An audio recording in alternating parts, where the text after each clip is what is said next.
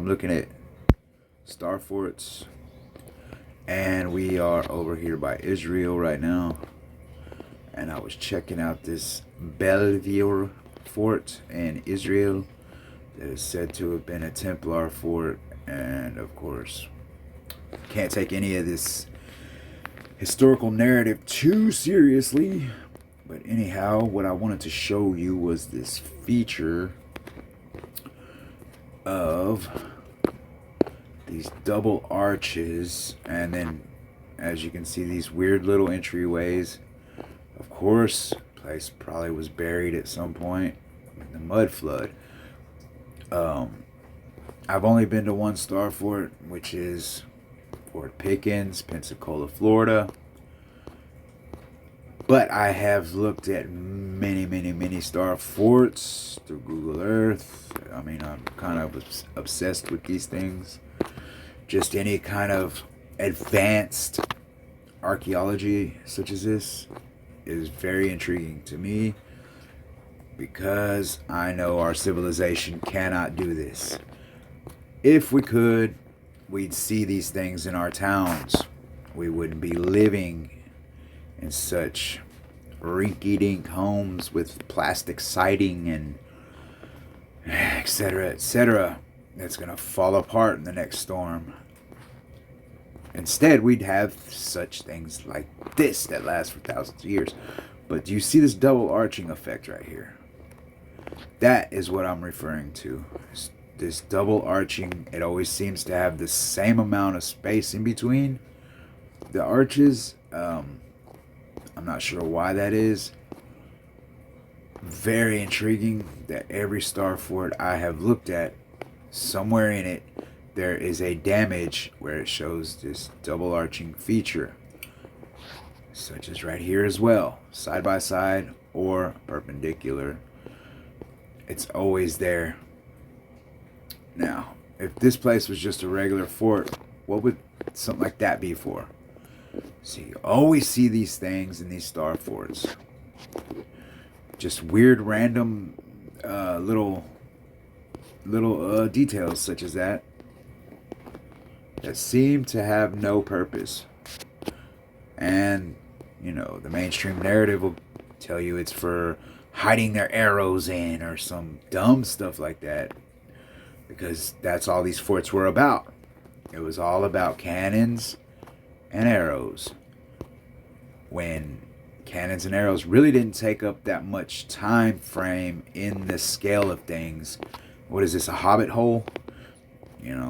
They'll say, oh, that's to roll the cannonball through to the other side, whatever. But do you see this double arching effect I'm speaking of? Perpendicular. What would be the point in doing this? And it's going beyond the pale to do things that just don't have a need. There's no need to put a hole right here. You see, oh, well, that's because they were cold and they needed a chimney right there. Okay, I understand there's always going to be some weird answer for everything I bring to question. But the problem I have is I don't need an answer from someone who's guessing just like me. Now, they may have educated guesses, but they're still guesses. They don't know anything. Why is this arch right there next to this smaller half arch? Why? Oh, well, it's because it's helping to hold something up. No, it's not. It isn't. Why do we need two arches right here? Why the big one and then the little one? There's no need for it. But it's always there. Always there. Always. But this is this is the aerial shot of the Bolvier Starfort. So there's 3 of them right here. Usually when they have the yellow pins like that, yellow tacks, that means that they're, pretty tore up. Not all the way there. The green is going to be all the way there. I take it to also mean that they were all connecting. And then as we can see, we go 3D. There's much more to this. why is it? Why couldn't this whole hill place thing, this whole elevation right here, be a structure? It pretty much looks like it is to me. I think this whole thing's a structure, and through time, it's turned into a mountain. Now, I'm making guesses, but so are the mainstream guys. Now, did you see the name on this one? Nimrod's Fortress. What do we know about Nimrod? Alright, Nimrod. Biblical figure mentioned in the book of Genesis, book of Chronicles. So this is Wikipedia, of course.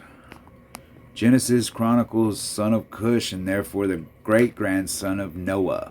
Nimrod was described as a king in the land of Shinar, Lower Mesopotamia. The Bible states that he, the mighty hunter before the Lord, began to be mighty in the earth.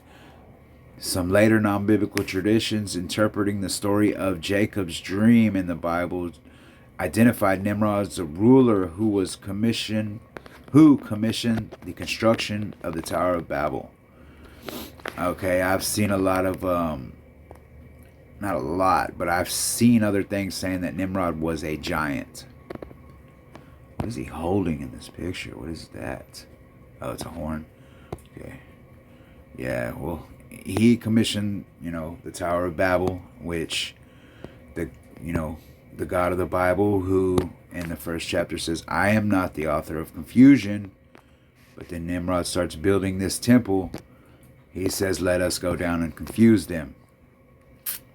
But let's look at this. Historians have long tried to find links between Nimrod and biblical texts, yada yada. I'm trying to find where they talk about him as a giant. I'll come back. Just wanted to mention what I just read here. This whole passage right here seems like the AI wrote it and it can't get out of its parameters. So, idiom. The modern North American English, the term Nimrod is often used to mean a dim-witted or stupid person. A usage perhaps first recorded in the 1836 letter from Robert E. Lee to a female friend. Lee describes a young Nimrod from the West who, in declining an appointment to West Point, expressed the concern that I hope my country will not be endangered by my doing so. Although Lee may have been sarcastically referring to the student as a tyrant or skillful hunter, the modern usage more closely fits his message. The nickname Nimrod was used mockingly in the 1914 novel by Robert Tressel, The Ragged Trossred Philanthropists. Sarcastic moniker was used towards the foreman named Hunter of a gang of workmen as a play both on his surname and his supposed religious beliefs in the sense of self-importance. Other than the Lee letter and the Tressel novel, the first recorded use of Nimrod in this meaning was 1932. It just doesn't make sense. So they found one letter by this guy, Robert E. Lee, to make Nimrod turn into dimwit. I think that's part of the... it's got a propaganda behind it.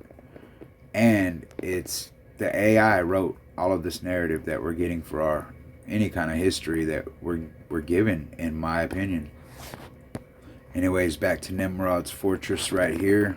Wanted to get a look at it from these aspects. Medieval ruins, it says. So yeah, it's at the top of this hill mountain, Starfort. And you can see the perfectly shaped bricks, all stacked, perfect masonry. And this is from the medieval times when, bricks and things like that weren't being produced and manufactured the way they are today. But we still have this beautiful architecture that's lasted thousands of years. Built by people on donkeys, just to be protected from other people's arrows and cannons and whatnot. It's got its own It's probably got its own water purification. Most of these star forts have these kind of abilities. I know the ones, I mean, they're usually associated with water, but one like Fort Jefferson, it's got its own water desalinator. So you take salt water, it was like thousands of gallons a day of salt water to fresh water. Like, how did people riding donkeys build such magnificent machine things? It's just the whole story is just preposterous.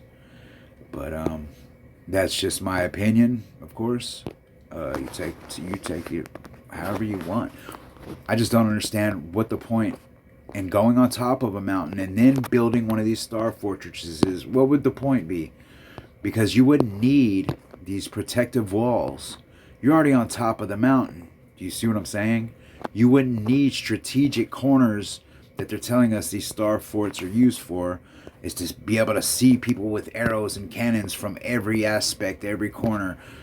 You wouldn't need that. You're on the high ground. You don't need all the extra, just extra work, really. I mean, if we're going by the mainstream narrative that we're sleeping in shacks and sweating all day in the desert over here because it's too hot, there's no air conditioning, and then we're going to sleep at night and it's freezing because there's no heat, except for fire. We're having to sleep next to goats to keep warm, yet we're going out of our way to mold these bricks and then come over here and lay them in perfect symmetry with angles such as this, and then go home and go sleep in our, couple sticks we stood together with our goat to keep warm. It just doesn't make sense. None of it makes sense. And look, what are these for? 1, 2, 3, all right next to it. So I need to stick my head out right here with my arrow and bow and arrow, and then you're going to be right there, and you're going to be right there, and then we're going to have a bunch of stacks of arrows right there. And man, get out of here. You don't need any of that. None of this is needed. And then, we need a guy right there, and then we got our other little thing over here, to stack arrows in. Just ridiculousness. And then, okay, come over here, and then we got another thing, a little slit for you can stick your head out on the top of the mountain to shoot nobody. You're not at level with anyone. What's this for? Oh, that's to stack arrows in. That's for our arrow stack. It just doesn't make sense. None of it does. It never will. And look at that. Look at how big some of these rocks are. Look at that. So they're picking these rocks up, moving them all over here, stack them right there. There might be somebody coming up the mountain that might get us. So we need these huge rocks. It's just crazy. And you can tell how they've been melted together already. Some advanced weaponry hit this area. Look at that. It's just crazy to me. And the narrative is even crazier. But yeah. I'm not telling anybody what to believe. I'm just telling you to think about what they're telling us. It's ridiculous. We are thousands of years ahead of these people that built this thing on top of this mountain. As far as technology and it being advanced and all that. Yet I don't see something like this being built anywhere in my city. Anything close to something as nice and as fortified as this, something that's going to last as long as this thing has, not even half as long, not even it's just ridiculous. Look at that. Why go out of your way to do all this? There's no explanation that anybody could give that's going to make it fit. It's just not going to happen. Let's see if we can get some pictures out of that. Look at that. Just beautiful. So why would you need all that fortification? You're on top of a mountain. You look out and this is what you see. Where's the enemy coming from? And then you have all this extraness going on. perfectly symmetric arches, you know. And toilet and cistern. Yeah, they're just guessing. They're guessing on everything they're showing you. Yep, that's where you can shoot arrows out of. Indeed. Yeah. There's always going to be an explanation for the way they have to tell us what to believe. They have to tell us they have it all figured out. There can never be a mystery because we're the most advanced there ever was. Yet we can't do what we're looking at. I mean, we could, but it would take, and they would say, well, no, safety concerns. And look at that. Look at that. That goes into the mountain. So there's no debating. There's no debating about it. That goes into the mountain. The inside of this mountain has got tunnels all the way through it. I mean, look how... Oh, damn, I messed up. Look how small them cars are. Did you see that? Look how small the vehicles are compared. Look at the bus. Huge buses. And then look at the wall. Do you see how ridiculous that would be? Let's see if it tells us. Nimrod Fortress or Nimrod Castle is a castle built by Ayyubids, greatly enlarged by the Mamluks, situated on the southern slope of the Mount Hermon. Oh, that's Mount Hermon. I didn't even realize where I was. On the ridge rising about 800 meters above sea level. Okay. Management, Israel Nature and Parks Authority. Built, early structure, unknown. They don't even know. So they're not even going to try to guess. Because most of the time they would give us just, this is built in. I'm sure they'll do it right over here somewhere. I mean, look at that. That is just amazing. Look at that. What would it take to get someone today to go up on a big mountain like that and try to build just this portion right here? Just that little rounded portion that's caving in right there. And then look at the structure in the middle. I mean, just the engineering is just out of this world. We couldn't do it today. And even if you started, going and trying to get a quote for a company to come in and start building this, just that round piece right there, they'd ask you if you were insane. I mean, look at this. What's the arch for? What's the need for that arch right there? Why do all this? We can't answer that. Look how perfect it still is. Thousands of years this has been here. It's a cistern in the top of a mountain, Mount Hermon, where the 33 and the 3rd came together and made the pact to go against the God of the Bible. And then they became the fallen angels, etc., etc. It's just crazy. This is Hellenistic period, up to 30 AD, not 29, not 31. Byzantine period, 4th to 7th century AD, late structure. Okay, so they have all that figured out.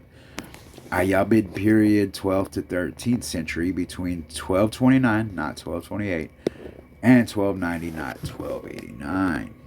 So they got that. I mean, they got all of that figured out.